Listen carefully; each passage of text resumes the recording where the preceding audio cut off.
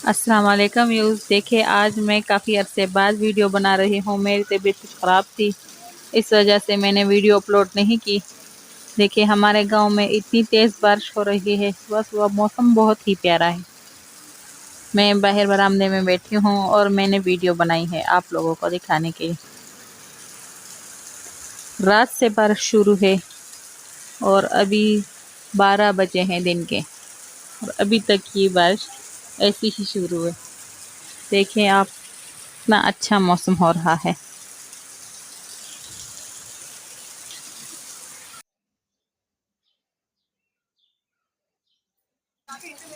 ये मैंने शाम को वीडियो बनाई थी, बहुत ही ज़्यादा धुंध थी, नीचे कुछ नज़र नहीं आ रहा हमारे घर से।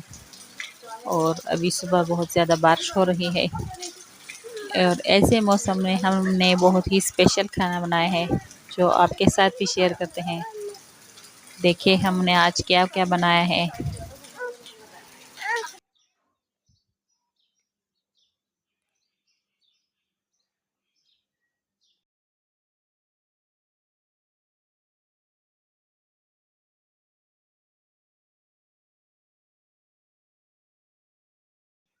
तो आप लोगों को हमारा गांव कैसे लगा, कमेंट्स करके ज़रूर बताइएगा। अल्लाह हाफ़िज़, शुक्रिया, बाय बाय।